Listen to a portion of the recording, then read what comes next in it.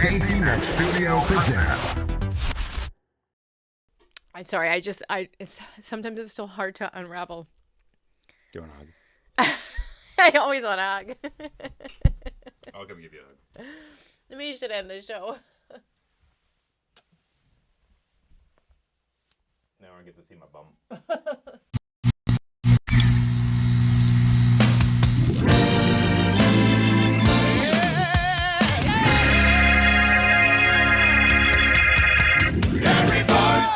Cuatro! Happy holiday. Feliz Navidad.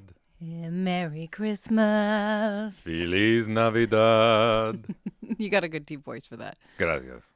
Mucho gracias. De nada. ¿Cómo está? Está bien. Mucho bien. Feliz cumpleaños. Happy birthday. It's not my birthday. Happy birthday, Jesus. Absolutely. Sure. Yep.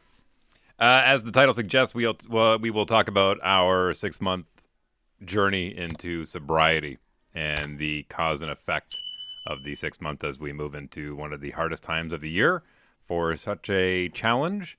But it's something that, it's one of those things where once you get into the new year and you get into the deep, darkest part of the year, just absolute nothing. The barren wasteland of the calendar starting in January. Yeah. The start, you mean? You're not talking about December. You're talking about January. Talking about January. January is a hard. What is it? The third Monday of January is called Blue Monday. I recall this working at this station. Actually, they had I didn't know this, but it was like the day that everybody's credit card bills kind of come in, and so they call it Blue Monday because you realize how much money and how much debt. It's like you start every year with debt. Yeah. So Blue Monday. It's one of the most depressing times of the year. It's dark. It's miserable. At least in the prairies, it is. I mean, if you're living somewhere warm, God bless you, God love you. But here in the prairies, where it's nothing but blizzards and snow. True blizzard. We had a true Manitoba blizzard recently. My God. It was just a glorious. You got to stay home. Just the wind. Wah! I know I've seen this on social media before, but it's like, we don't have hurricanes. We don't have alligators. We don't have, people go through all the things we don't have. But it's like, but we have blizzards. Mm-hmm. And blizzards are tough. Mm-hmm. And I think that's what makes Manitobans so tough is because when you've gone through a blizzard, you're like, I'm that good. I can live through a blizzard. It made me think of the classic movie with Jake Gyllenhaal, The Day After Tomorrow, which is on the list of movies to watch over the holidays. That's what it makes you think of. It makes me think of that Christmas cartoon, the guy who's like a snowman. He's got glasses. Frosty the Snowman? Is it the classic claymation one? Yeah. Yeah. That's what it makes me. It makes me think of him. That's what a blizzard makes me think of. It doesn't make me think of a Dairy Queen. Dairy Queen employees like, yeah, turning it over. You can tell someone's sugar intake is quite low with all the working out and dietary restrictions with your journey into fitness. I do. My heart always goes out to the homeless population when a blizzard rolls in. We were driving in North Maine recently, and it was rather late, and we saw people trying to get into a shelter because they only have a certain amount of beds that they can allow, and if you don't make it there in time, then you're not getting in. And I just couldn't imagine trying to find a spot anywhere in the city that's going to shield you from the blizzard and the snow that was blowing in. It's heartbreaking. Yeah, absolutely. I mean, I was like that with the deer. And you're like, what are you doing, the deer? I'm like, where are the deer in the front yard? Are they okay? Well, we've been piling up the snow from the blizzard in our front lawn to crew. We're going to build a quinzhee this year. For the record, for those that don't know, there is a difference between an igloo and a quinzhee. An igloo is more blocks of snow that you would cut out of those hard chunks, where a quinzhee is you pile up a bunch of snow, let it set, and then you dig down and in and then circle out inside of the big pile. Yeah, I have no interest in any of it. But call me when you're making a sandcastle. I like doing that. And Candace said, ooh, the deer can stay in the quinzhee. I did say that. They ran across the yard just after the blizzard. And I was like, oh, they're okay. 1, 2, 3. I was counting them all. And I'm like, maybe they'll go in the quinzhee and the boys. And you were just looking at me and you're like. Yeah, no, they're fine. Yeah. They're built for this. Although my mother sent a video of a huge buck that was outside of her condo window, and it was eating the hedges. And I noticed in our neighborhood, there's little to no hedges left. Like there's hedges, but the green starts at about 5 feet and above. Or you have like people have really beautiful landscaping with a whole fence around it, like a to keep all the deer out. And it made me think that deer were possibly smokers in another lifetime that enjoyed their Benson and hedges. You're welcome. Let's get into the conversation about 6 months of sobriety. There's a lot of things that I would like to share. I haven't been taking physical notes. I've been taking a lot of mental notes, and I would like to be 100% honest about all of it. But I'll let you start, kind of like me. And keep in mind, we're 10 days short of 6 months, but here we are. January 1st will be 6 months. And let's start. Let's go through a checklist here of a few things, just as far as you personally, the things that you've noticed different about it. Well, what I've personally noticed is I've said this before, I'll say it again. I do not think I would be on this fitness challenge if I wasn't sober. So that's a big thing. I think once you shake out the cobwebs, so to speak, and get over it's Friday night, I'd like a glass of wine, or it's Saturday morning and I'd like a hoot, or it's Sunday morning and I'd like a hoot, or I'm cleaning the floors, maybe I should have a hoot. Once you shake that out, I think that you find balance there. So on the positive side for me, I feel like I've been able to dial in, and that was the point of this. That was one of the points. It was, how can we save more money?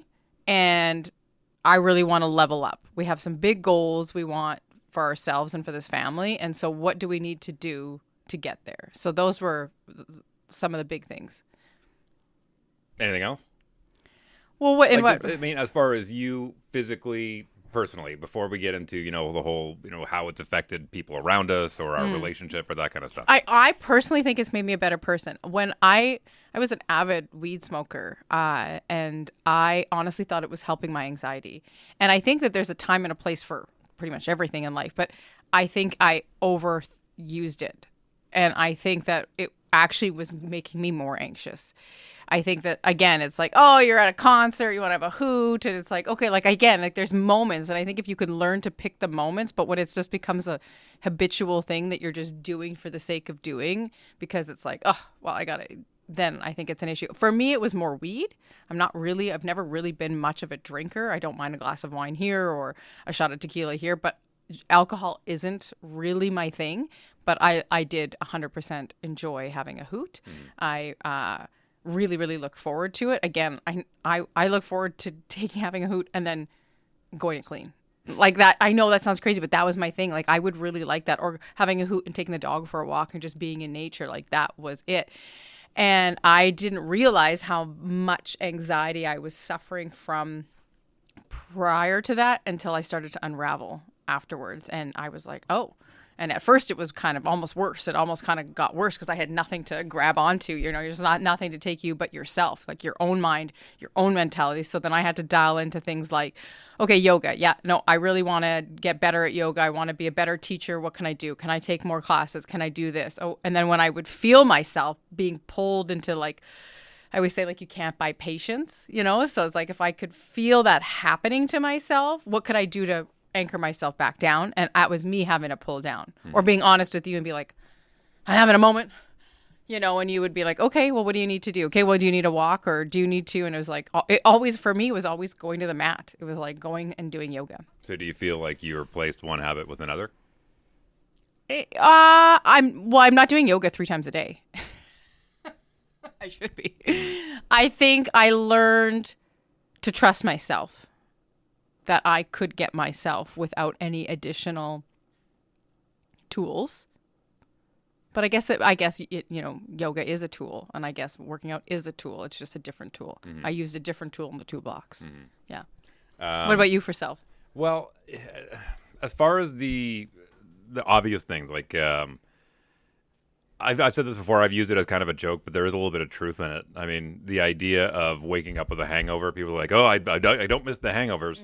I get up at 4:30 in the morning. It's an ugly hour. Like, it sucks. And it didn't matter if I'm hungover or if I'm sober. It sucks both ways. Like, it really does. Yeah, that's a tough time. It hasn't really changed my routine in the morning, because my routine in the morning is the same. It's absolutely the same. I've heard other people say this, and it was an excuse that I used before, saying, "Oh, alcohol helps me sleep, but it helps me kind of wind down my brain." That's bullshit. It has been from the get-go. I mean, if you're tired, you'll sleep. Period.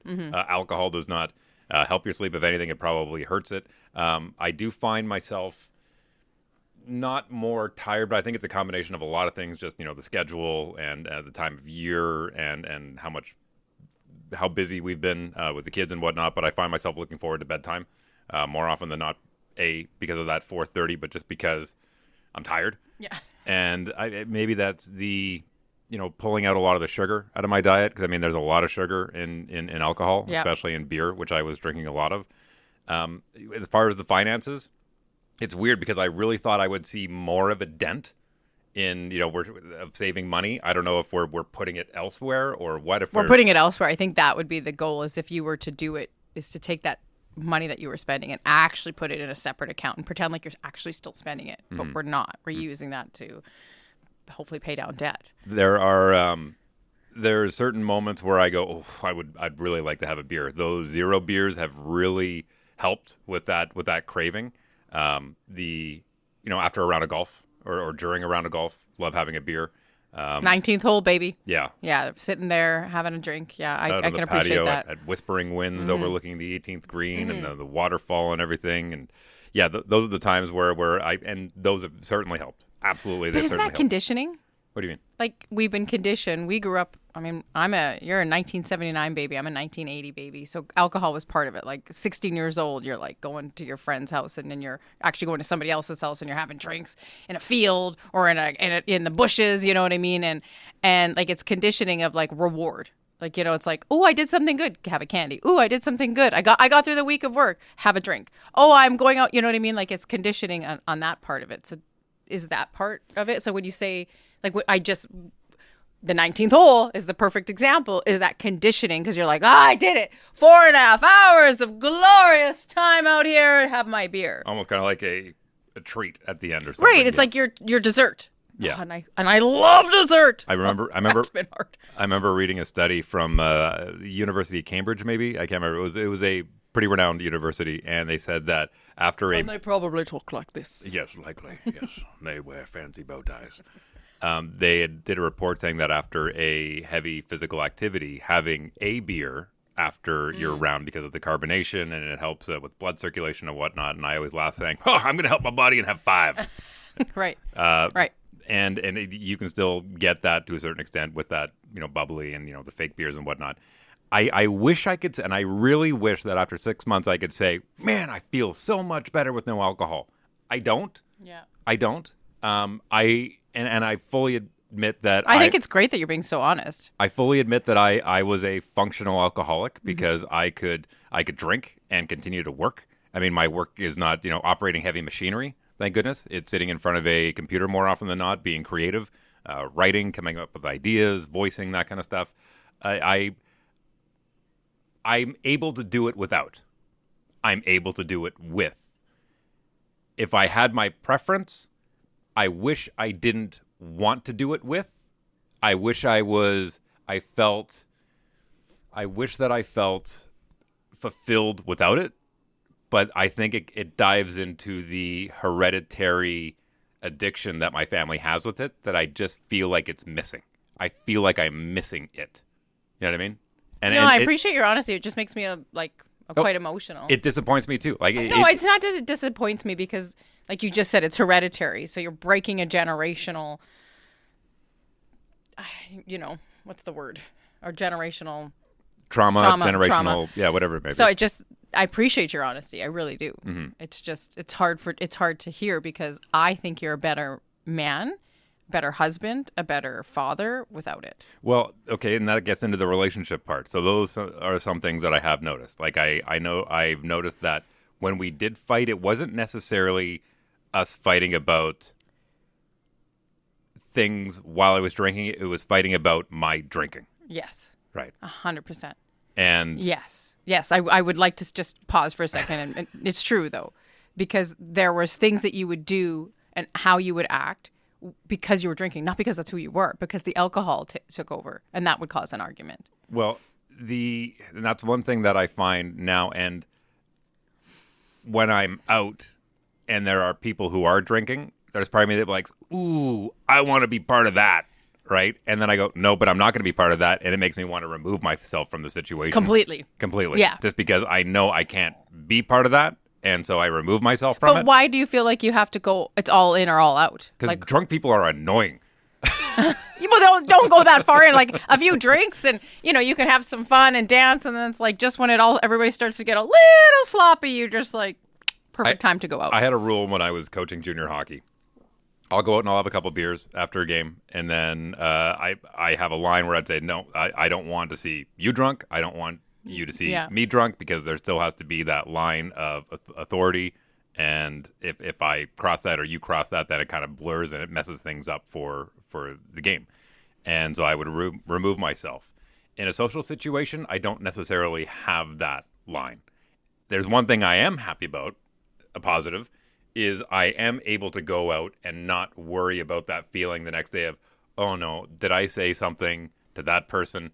Oh shoot, did I, possibly put myself in a situation where I have to explain myself or apologize, even if it was something that I thought was innocent at the time and probably still think is innocent, but maybe they took it the wrong way. I don't have any more of that. I'm a lot more collected, which I do appreciate. I don't fear that, ooh, maybe I shouldn't have done that, and oh shit, why did I have that many? I don't have that. No regrets. No drinking guilt anymore. Yeah. You know what I mean? So I that is one thing that I am happy about. Good. I see a lot of things pop up on my algorithm on social media talking about, because of course, we're talking about not drinking, and so there's a lot of, like you're separate yourself and you're 1%, you're this and that, and you're elevating, you're doing all these things. I ain't seeing it. I wish I saw it more. I really wish I could puff my chest out and go, yes, I've done it. Maybe it'll come in 6 months. Maybe I don't know. Yeah. But it's not, I don't feel like I'm reaping the benefits of it yet. That's the part that bothers me. Right.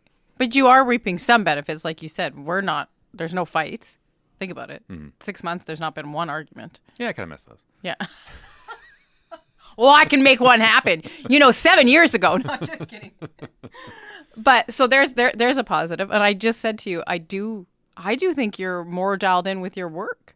I don't know if we would have done this show. I think we would have. No, I don't think I just would have been drunk. I would have had a beer in front of me instead of a Coke Zero. Right. I don't know. I so am grateful for your honesty of where you're actually truly feeling in this moment and how you feel, because I look and I'm thinking, oh, I am a better person for it. I am more dialed in. I don't think I would have accomplished some of the things that have been on my to-do list, like this big athletic journey, if I didn't go sober. Because like you said, am I taking my time from here and putting it here? Yeah, probably. Am I trading one addiction to a healthy fitness addiction? Yeah, I guess so. I think that's kind of how it works. We're conditioned to, again, our generation, in my opinion, are conditioned to these little rewards, this treat idea. But I personally, and this is, it feels really weird, but I am personally really proud of you, because I've seen sides of you that I know family line that I think that you're doing a great job. So I'm really grateful. Like, I think our relationship's so much better. Okay. Well, hey, I'm happy to hear that. That makes me happy. Mm-hmm. I hope so. Like, I'm happier. I'm truly happier in our relationship the way it is now. Good. That's fantastic. I love you more and more every day. It doesn't matter if you're, where you are. I'm proud of you for all the things that you've accomplished, and it's incredible watching your progress through this fitness journey. What part of it do you hope that you see in the next 6 months for yourself? Because you said, like, you don't feel better. You don't, I'll send you memes of, people who have, Joe Rogan, somebody, and there's lots of like really top people in the world who will say, like, I'm a better father, I'm a better person, I dialed in more when I went sober. There's a lot of talk about that. I mean, look at the sober market, a brand that has gone across Canada, more sober beers. Most beer companies have a sober beer. So what do you want to see for yourself, or hope to see for yourself in the next 6 months, or feel? Maybe the question is, what do you want to feel? I wish I could feel the success from it. I'm not feeling the success from it. I'm not feeling like, it's like, oh my God, it changed my life, and oh, like everything is so much better. Like I'm just not feeling that. And I thought I would, and maybe my expectations were too high. But I just thought maybe after 6 months of being completely sober, because I've done the whole not drinking for a year, but I replaced that habit with smoking pot, and I was smoking pot daily. So this time, fully sober, had maybe 2 Tylenols and a Pepto-Bismol, if I'm counting, like that. That Pepto, Dave, I don't know. That was a good night. Holy moly. I don't know. I just wish that all these conversations about people, having these success stories, I wish I felt that as well. I wish I could sit here and tell you, it's going to be so much better. And maybe I'm just taking a little bit longer with it. Like it's only been 6 months. Maybe after a year I'll feel different. I just don't have anything that I can write down as measurable success. What would you deem as a success in 6 months for yourself? I thought, one of the big reasons, as you mentioned earlier, was, making sure we saved money. And I'm just not seeing that. There's still times where, after we get paid and we pay all the bills and everything, we go, God, like I'm trying to figure out, like, how did I even afford alcohol before this? Like how are we even able to fit that into the budget? Right. Like that's the part where I go, it's a good thing I'm not, because I don't know how we were doing it before. It's also my protein now. Sorry, Dave. Well, like I mean, that's the truth, though. Like that's where we shifted our money. That's not it's not a cheap endeavor. No, this is no. I mean, not being healthy, but being in this intensive of a system. But yeah, we have shifted some of that actually to me. Let's be honest. That money was shifted to protein and to creatine and to coaching and all that kind of stuff. So yeah, and I mean financially, I just wish we had. Truth. It's true. I just wish we were in a better situation where we could go, hey, let's go do this. Well, and not have to worry about it. Meaning, like, the money that we're saving you were able to really see it stack somewhere. Yeah, it's stacking in my body. Can that make you feel better? To steal a line from the 90s, that girl is stacked. But I mean, I get it. I mean, that was the number one reason was we have some big financial goals. So, okay, what could we do? Well, that was it. And then number 2 was I was very much like, I want to dial in on what these things look like. So where can we cut? And that wasn't just the only place we cut. Let's thrift more. Let's do we need that? There's a whole system of thought here where we've been, as we've, jokingly even setting up. I'm like, how's the lighting, Dave? He's like, well, we've got lights from all around the room. Like, it's not like we're working off, our old studio where we had ring lights and all these kinds of things. We're just doing the best we can with what we have. And I think that most people are, right? You're just like, this is what I've got. This is how I'm going to do the best you can. I think now that you say that out loud, I think part of it is I still feel like we're in a reactionary period, because 6 months ago, we were planning on packing up and going back to Mexico.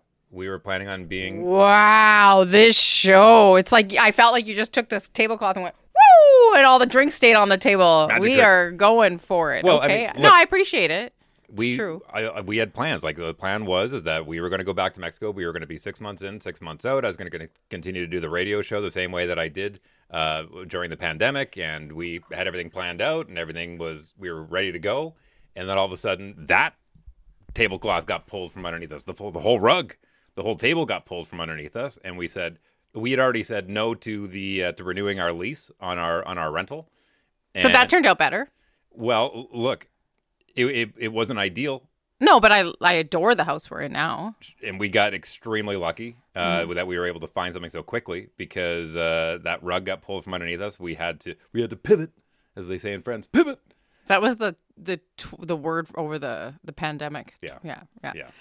Yeah. So you feel like we're still in a like a rut. Like we're still like everything's a reaction. And the reason was we sat here at a table and said, why didn't this happen? Like we had done all the things. We had put it on our manifesting board. We had put all the things down and saying, yep, this is the way it's going to be. We're going to go back to the place, because it was really hard, us moving back from Mexico to Winnipeg and going through the winters, and especially seeing it through our kids' eyes. And I started I took on a full-time big job working for your station, which I adored, but that was and then our kids actually went to school for a period of time. Our kids went to school for a year in a private school downtown, and the school was fantastic. The teachers were fantastic, but the fact that our kids were having recess in Central Park in Winnipeg and having to walk over needles and human feces, and there was things that we saw that were being imprinted on them where we thought, we've got to get back. But that's a sacrifice we made. We talked about it, and we said, and we were also, I mean, wow, this is lean back, everybody. But that's also when we were thinking of adopting my niece. I had almost forgotten about that. So, I mean, you have to think about that too, Dave. Like, where have we come from that? And we made a decision. I will stay home and take care of the kids. Everybody wanted that. We had to make a financial cut. So when there's one person working in the household, it's not the 1950s when one person couldn't go out and work. And yes, we sustain, but we have to look at these small micro changes of cutting out alcohol or doing this little things to make more money. So I don't know. I look at it and go, look how far we've come. We're in a house we like more. I'm able to, I have like a million side hustles, as you know. Like I try to do all these little things to be able to make up for the big job of not working 9 to 5 and the kids being in school and not having them go into, they don't want to be in public school at this time. They always have the option to go.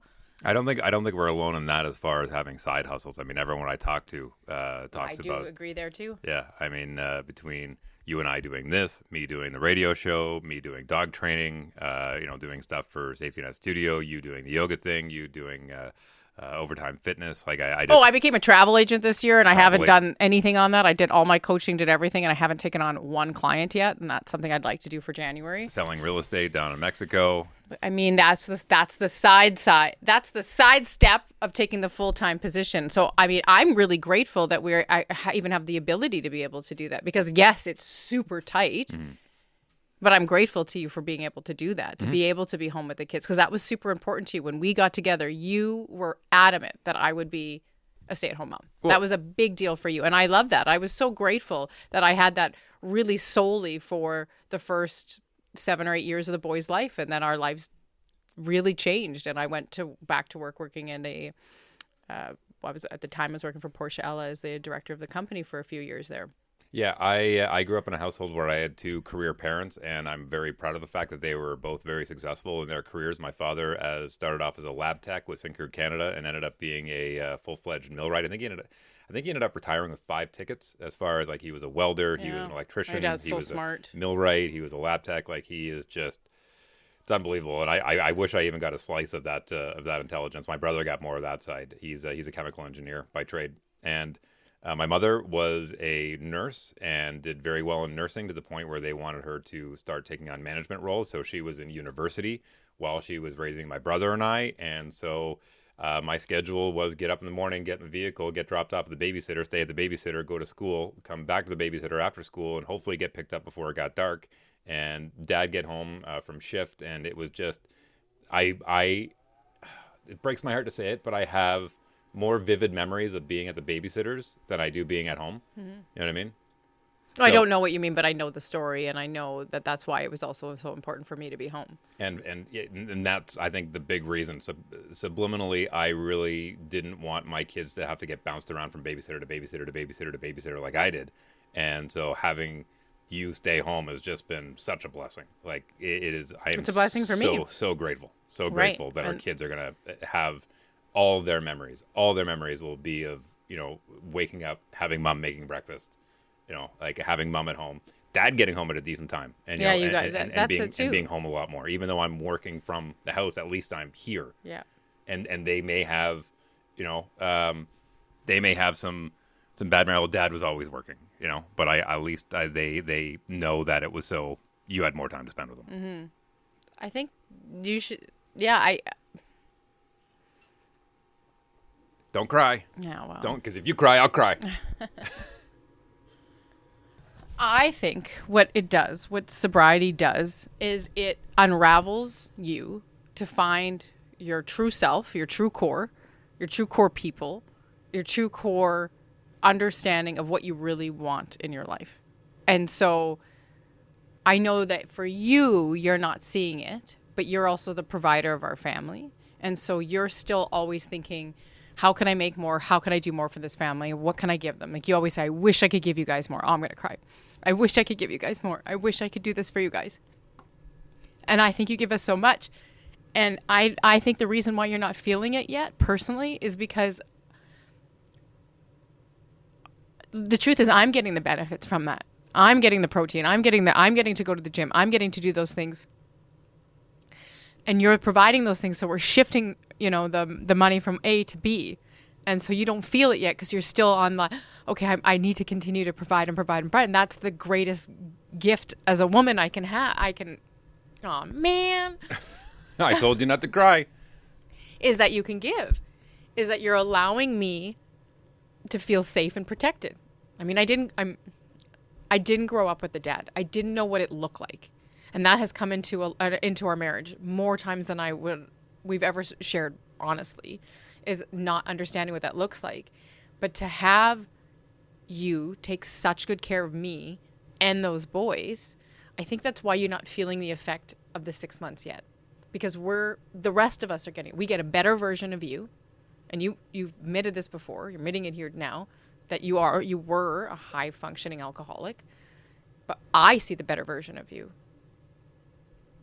So I really hope in the next 6 months you can see that continue, because we get a better version of you. The boys and I do.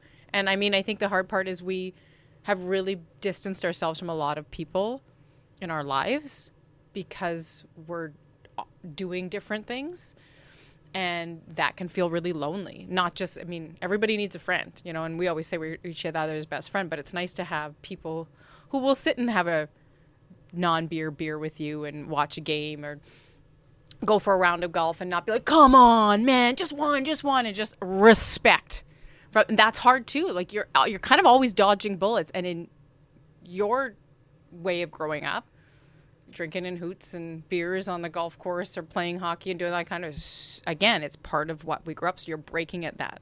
Well, I think part of and I don't want to use the word disappointment, but I think my expectations were a little bit different.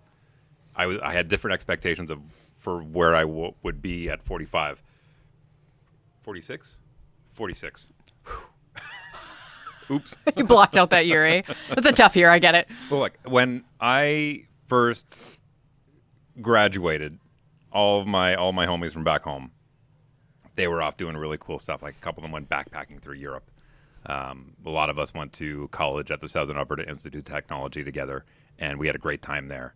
But there was a lot of times where it was, no, sorry guys, I can't. I got to go do this instead. And it was I had a goal. I was like, no, I'm going to go. I'm going to bust my ass. I'm going to work all the hours. I'm going to work 2 jobs while I'm in college. I'm going to get that job. I'm going to make good money. I'm going to put all my effort in now. So when I go to Europe, I'm not going to backpack through Europe. I'm going to have the nice hotels. I'm going to have, the nice cars. I'm going to do all those things when I'm in my 40s. Right? And now that I'm here in my 40s, I feel like I'm like, no, I can't do all those things because I'm still grinding it out. I'm still having to put in all the hard work. I just thought that really hard initial grind would be done by now, and I feel like I'm still in it. Like we were up for a point. Like we were up here, and it was great, and we had the big house, and we had the cars, and we had all the nice things, and I kind of went, okay, it was all worth it. And then that all got pulled away. And part of me thought, that's okay. I know how to do this again. It's just a lot harder doing it in my mid-40s. And a lot of the people that we've had... But you're not alone. You have me. No, exactly. And that's what I was getting to. I mean, it's different this time around because I have you guys. And that is my saving grace. Where before I had to say goodbye to friends. And I've had to say goodbye to friends this time around too. Because, I mean, I just saw a friend of mine going to a concert on Friday, and I was like, I would have loved to have gone to see that concert with him. It looked like a great time, But again, I look at it and I go, but instead, I got to lay in bed with my beautiful wife and binge Emily in Paris. I mean, out of the two, what would you choose? You wore a face mask too. It was just so fun. I enjoyed it. For the record, Emily in Paris is a great show. I don't care what people say. And look, and here's how you can enjoy Emily in Paris. If you were a fan of the Archie books, if you were the fan of the Archie, if you read Archie comics at any point in your life and you enjoyed that chemistry between those characters, you're going to get the exact same chemistry between the characters on Emily in Paris. If you can kind of gender swap, like Emily is the Archie, Emily is the Veronica, the guy in the office is the Jughead, Sylvie is the Miss Grundy.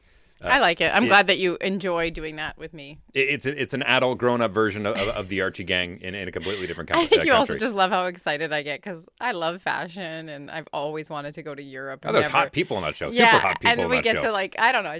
I do appreciate it. See, again, it's you realizing that makes me happy and that in turn makes you happy. And I feel like, let me ask you a question just to kind of circle back a little bit, is that you said that, you wish you were in a different position than you were. So if you could really dial in the next 6 months to see something like for us in a year from now, or 6 months from now, excuse me, in 6 months from now, for us to sit down and do this show again and say, oh, now I feel it. What do you want to feel, see, do, touch? Like, what is it? Like, is it a stack of cash?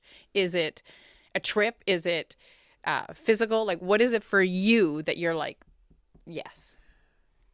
Admittedly, when I'm unable to provide things for you or the kids or anyone in our lives because I don't have the financial means to do so, I take it hard. I take it really hard. I take it personally, and I beat myself up because I always think I didn't work hard enough. I didn't do enough. What didn't I do? Whether it be we can't go on that vacation. We can't afford that A, B, or C for the kids. We can't afford this or that. It kills me. It absolutely kills a little part of me inside every single time that we can't afford to do something because you guys deserve that and I deserve to do that with you. And when I'm unable to provide that, it breaks me. So in turn, in 6 months, you want to be able to provide what you want to be able to provide. Yes. So that's how you'll know that this sobriety is a success for you. And not even financially, but just time as well.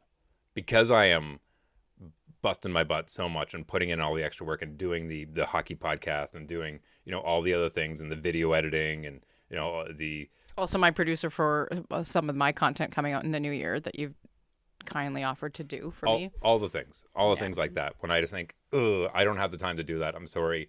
And I put this ahead, which in turn feeds the other one. Like as I've said to you before, my love language is time. If I give you my time, that means that, I love you. And it sucks because I'm having to prioritize other things rather than the things that I'd want to do for you guys. But in turn, that's trying to feed the other thing. It's this weird circle that I've got myself in. And I think that's bringing that in the forefront for me. Being sober is realizing that, where the alcohol and the weed kind of put it off to the side, and just because I was still doing the same work, but at least it put those emotions off to the side and just allowed me to work. But again, I realized that putting those emotions off to the side is likely what brought out those sides of me that you didn't like, because I wasn't able to deal with those, and they came out and they manifested themselves in different ways. 110%. See? I think you're amazing. Well, I'm glad you do. I appreciate I'm so grateful for your honesty. Sometimes as this is a new project for us doing this show, how many layers you're willing to pull off. And I think that it's awesome of you, because this isn't something you're going to share on your morning show. I mean, it's a lot of laughs and, obviously trying to get people to think, but, this is a real deep dive into who you are. And I appreciate you sharing that with me. And you didn't even ask for it. You didn't ask for it, and you got it anyways. I asked for it, though. Well, as I said before, this kind of acts as our people say, wow, I can't believe. I always giggle when I see the comments whenever we upload this stuff to Instagram or YouTube or wherever it may be. People are like, your guys' chemistry is so good. and I think, it's a good thing we got married, huh? Like, wow, who would have thought? And whether you do it with microphones and cameras in front of you or not, this is just healthy. I think this is something that's... Oh, you should date. I think that's one thing. If I could, I can go on we could do a whole show about things that you should do, or it would be helpful in a marriage, but go on dates regularly. And we always joke, going to the grocery store is a date, but we call them mini dates, and we treat them as mini dates. We treat them like we hold hands and we walk and we look at things and we take a little longer. We're not rushing through everything. But one thing for us that I think really changed honestly was we also have really hard financial meetings regularly. Every 2 weeks when you get paid, everything is out on the table. There's spreadsheets and everything. And if you're not doing that, it works for us. I know it doesn't sound like it necessary, but it works of putting it all out there. Like every penny. And really, really, really like who's got what's going where. I think that made a big difference because when you don't have to think about money, when we're in a different financial position, it was just like things are getting paid, things are going here, you're just, for us at the time, I wish we were smarter and dialed in a little bit more, but that would be a big thing. But also, yeah, I wish we would have had the wherewithal about our finances back when we had a lot of money, because we were a little more flagrant about I think that's a great tip for people, is just dial in. Well, I think the reason why is because, like, according to my contract, we knew that money was coming in and it wasn't going to stop, and then it stopped. I saw a quote recently that said, what's better, having $10,000 in your account and having a paid off car that's a 19, it was probably not 19, but it was like a 2001, having like a 2001 car paid off and having $10,000 in your account, or driving, a Cadillac and having no money paid off, driving a Cadillac and having no money in your account. And I think there would have been a time where I would have said one versus the other. And now it's like, no, I'll take the $10,000 and the two. I was looking at a 2011 Genesis yesterday and I was like, Dave, it's $7,500. That's your dream car. We used to have one of those. Maybe then, because we have one car, we're down to one car and we share it. And I was like, maybe if we trade in this car and we get this little car, then we get pay this car off. And it's like, you really think differently when You're going to cry again? Yeah, I am. Why? Because I didn't grow up with money at all. And my mom was awesome, single mom, 3 kids. And so I didn't grow up with money. And when I started modeling, I had money and I could buy what I want when I wanted it.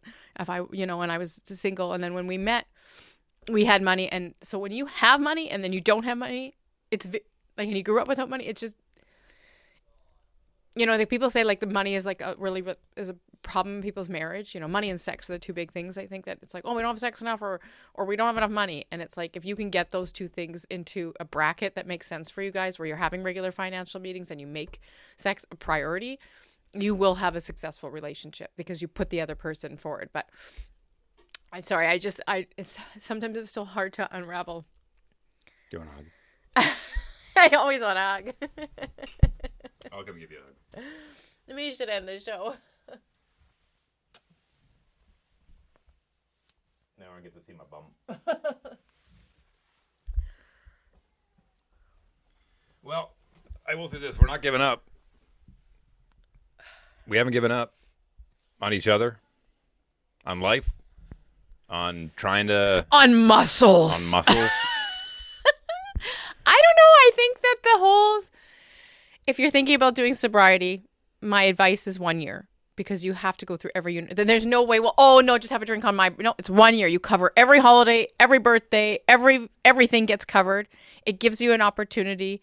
And I say, if you're going to try for the year, just really, because if you look at your lifespan, if you started having a drink at 18 or 19 and you're lucky enough to live till you're 90, what's 1 year of your life? Some people are like and if you do 1 month, great. If you do a week, but if you really want to see what this feels like, and really, really, I don't know. I say try a year. And I mean, I don't even know what it'll look like in a year, but I think we do another show at the 1 year mark. We'll do a show every week until we get there. Or you mean another show like this? Yeah, like this, just to kind of really say a review of 1 year in, because a lot of people are like, oh, are you going to have a drink after? Got it. Well, that's one of my biggest, I don't want to say fears, but one of the biggest thoughts I have is, am I going to be able to get it under control to the point where I can have 1 or 2 and then not have any for months at a time? Or is it, the second that I have 1, then it's like, okay, I'm back. Right.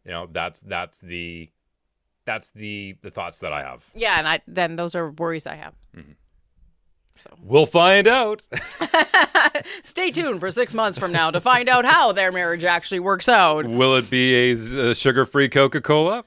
I think that's also it too, is having the right things, like you said, those 0 beers, those 0 drinks. I mentioned the Sober Market earlier.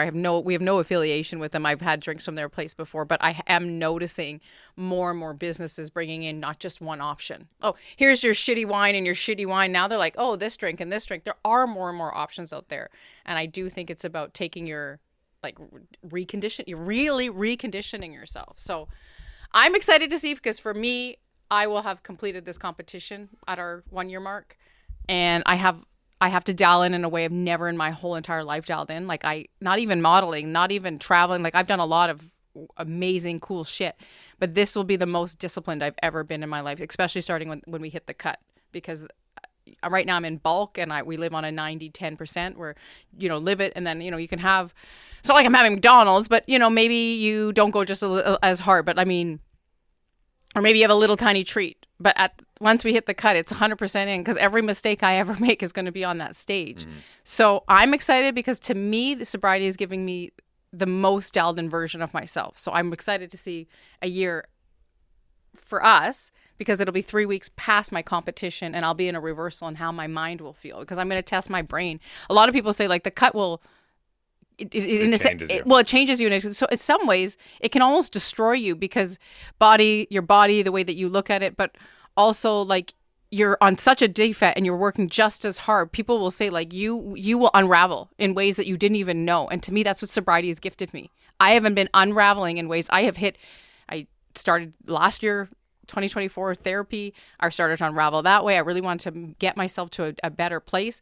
And I feel like sobriety for me has gifted me the ability to really see myself and go, yeah, I don't love that version of me. I want to make sure I've got it. Or, oh, I really love that. I want that. Or I want more of that. Or I want to train harder there. Or I want to become a mindset coach. Or I want to do this. I want to go to Italy.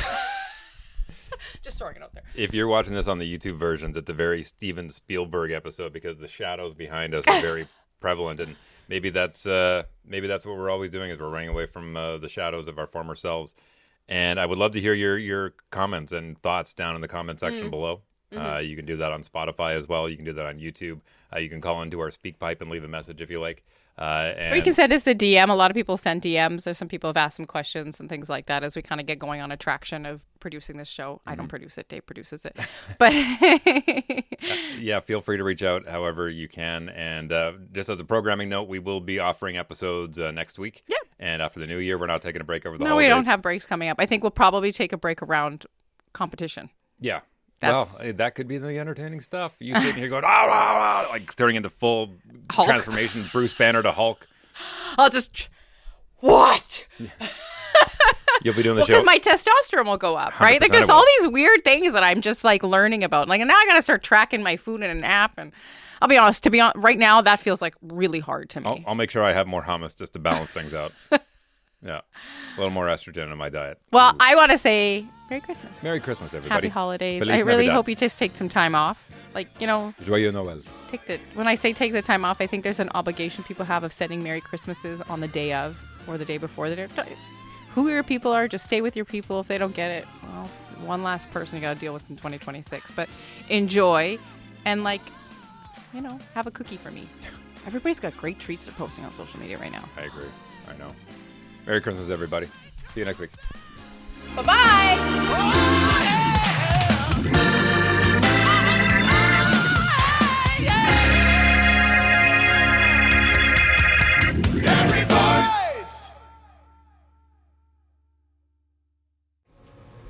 Red lipstick.